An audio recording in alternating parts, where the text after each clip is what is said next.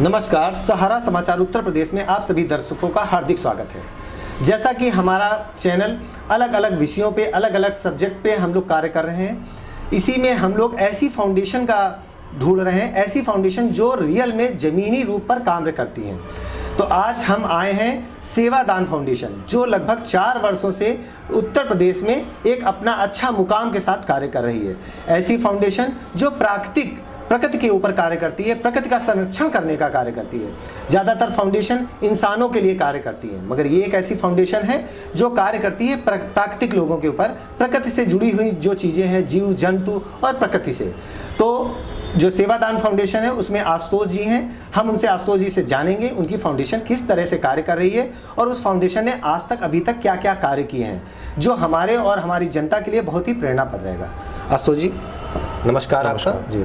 तो सबसे पहले हम जानना चाहेंगे कि आपकी फाउंडेशन कब निर्मित हुई और आपके कैसे विचार आया इस फाउंडेशन को बनाने का। जी। तो देखिए, बचपन से ही हमारे जो दादा थे, हमारे बाबा जो थे, वो गली में जितने भी पिल्ले हुआ करते थे उनको घर के अंदर उठा के ले आते थे, क्या कि वो किसी दुर्घटना के शिकार ना हो, वो ठंड से बचते रहें। तो उनका देखिए एक तरीके का संस्कार हमारे अंदर ये आया। वो संस्कार एक तरीके से कह सकते हैं कि एक पौधे के बीज के तरीके था। जैसे जैसे वो बीज एक पौधे में बदलता गया, वैसे वैसे ये भाव मेरे अंदर और बढ़ते चले गए। तो हम इसको बड़े स्तर पे करने का सोचने लगे। फिर हुआ क्या कि पिछले साल जैसे कोरोना था, उसके पिछले साल फिर कोरोना था, तो इस समय तो हम लोगों ने बहुत काम किया, लेकिन ये काम हम लोग पिछले 4 वर्षों से शुरू कर चुके थे। पिछले 4 वर्षों से अब तक हम लोग सैकड़ों जानवरों का इलाज कर चुके हैं। प्रेरणा स्रोत हमारे परिवार ही था इसमें कहीं ना कहीं। आपके परिवार से आपको प्रेरणा मिली कि हमको जीव जंतु इन सब के लिए सेवा चाहिए, क्योंकि बहुत सारे फाउंडेशन है जो केवल इंसानों के लिए काम करते हैं। इंसान ऐसा व्यक्ति है जो चिल्ला सकता है कि हमको ये समस्या है, मगर ये बेजुबान है, इनके लिए तो बहुत अच्छा था। तो फाउंडेशन जो आपकी है, तो उसका निर्माण आपने कब हुआ, किस सन में हुआ लगभग? ये पिछले 4 वर्ष पहले हमने इसका निर्माण किया था। पहले तो हम तो बचपन से ही रहे थे, अकेले काम करते थे, लेकिन एक बड़े स्तर पे अगर काम करना है तो एक टीम की ज़रूरत होती है। तो पिछले 4 वर्ष पहले हमने इसको सेवादान फाउंडेशन का एक नाम दिया और धीमे धीमे ऐसे लोगों को इसमें जोड़ना शुरू किया जो इस तरीके के काम में रुचि रखते हैं और वो करना चाहते हैं। तो धीमे धीमे हमने अपनी टीम को बढ़ाया और इस काम में ऐसे लोगों को जोड़ा और इस काम को हमने शुरू किया। जी। तो फाउंडेशन जैसे, क्योंकि फाउंडेशन का काम तो बहुत बड़ा है, जैसे आपने जीव जंतुओं का प्रदेश स्तर पे कार्य करना है, तो कैसे टीम आपने बनाई, अपने कौन कौन टीम के सदस्य हैं, कैसे?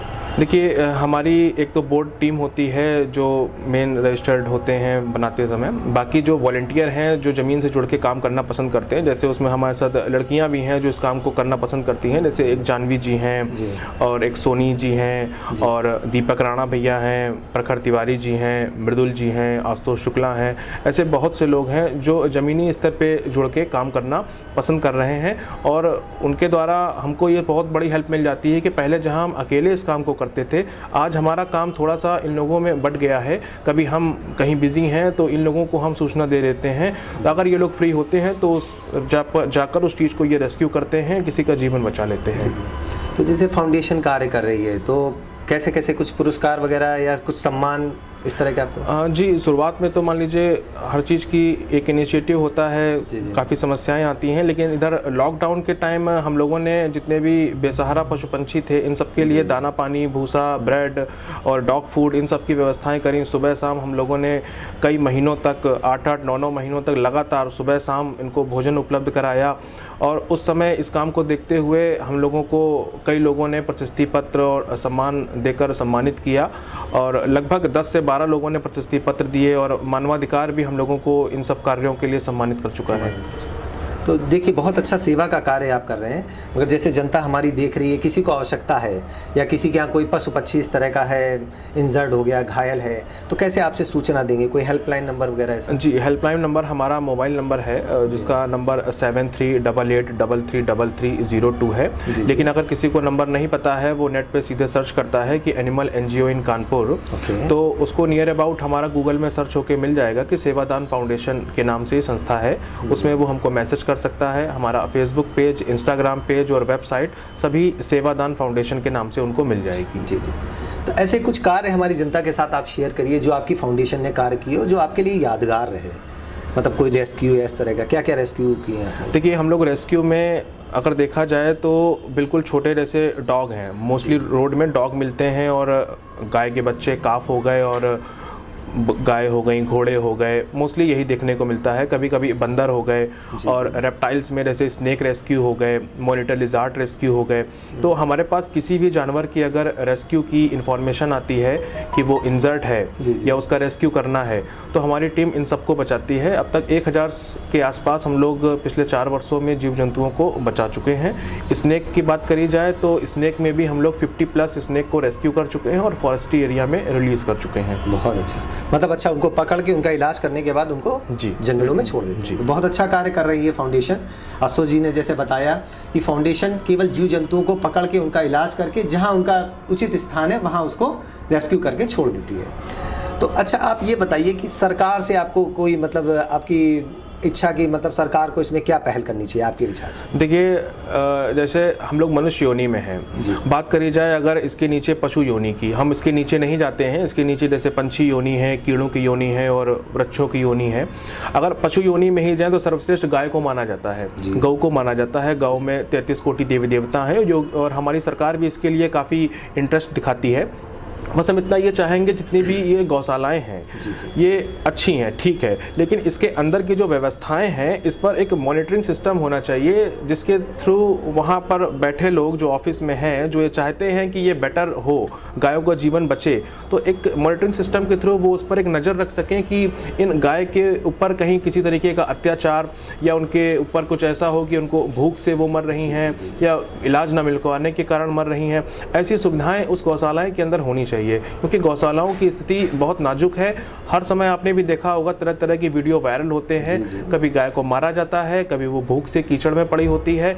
तो बस इतना है कि एक मॉनिटरिंग सिस्टम, एक CCTV के थ्रू, उसको लाइव टेलीकास्ट के थ्रू 24 आवर एक मॉनिटरिंग टीम हो जो इसको चेक करती रहे फील्ड पे आके। तो बहुत अच्छा, देखिए आशुतोष जी ने बताया कि क्योंकि गाय यूपी में बहुत बड़ी समस्या है और विपक्ष हो गया या कोई आम जनता हो गई तो सबसे बड़ा मुद्दा बनाती है और योगी सरकार के ऊपर। तो इन्होंने बहुत अच्छा आइडिया दिया है, सरकार तक भी जाना चाहिए ये आइडिया कि मतलब जो भी गौशालाएं हैं वहाँ पे हम लोग CCTV कैमरा लगा सकते हैं। CCTV कैमरे से उनकी मॉनिटरिंग प्रॉपर हो सकती है और उनकी क्या स्थिति है, तो जो उसका संरक्षण कर रहा है तो उसके ऊपर भी एक भय रहेगा कि उसको संरक्षण अच्छे से करना है, प्लस सरकार को भी पता चलेगा कि उसमें क्या क्या व्यवस्थाएँ और बढ़ानी है। तो बहुत अच्छा संदेश आपने दिया।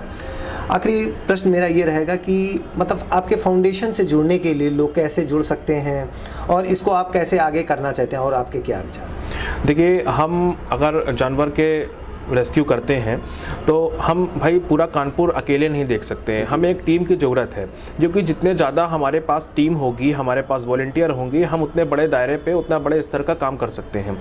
लोग सिर्फ कॉल कर देते हैं कि भाई यहाँ पर एक जानवर घायल है, इसको देख लीजिए आकर। अब उनको बस उन्होंने एक मेंटलिटी बना रखी है कि ये एक NGO है, NGO की ही पूरी जिम्मेदारी है। वो इस चीज़ को नहीं समझ रहे हैं कि अगर कोई बंदा एक किसी चीज़ को इनिशिएटिव ले रहा है तो उसके ऊपर उसको इनिशिएटिव लेने के पीछे बहुत ही जिम्मेदारियाँ हैं। अकेले हम एक चीज़ को फिजिकली, इकोनॉमिकली हर तरीके से डील नहीं कर सकते हैं।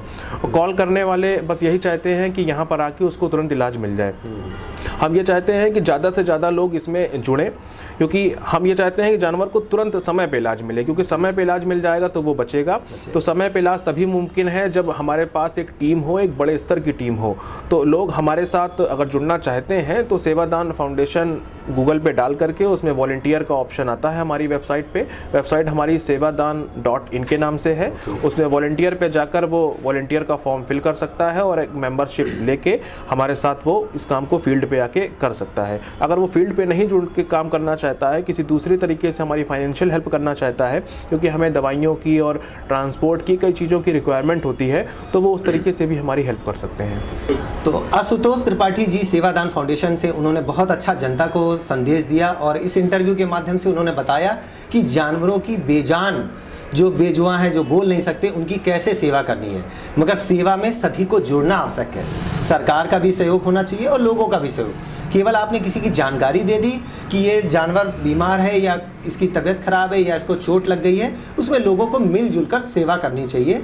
वो सेवा का भाव अलग अलग हो सकता है, आप तन मन और धन तीनों से कर सकते हैं, कि दवाइयों का दान कर सकते हैं या किसी भी तरह, और जुड़कर इस फाउंडेशन को आगे ले सकते हैं। बहुत अच्छा इनका मिशन है और हमारे चैनल में आने के लिए आशुतोष जी का बहुत बहुत धन्यवाद।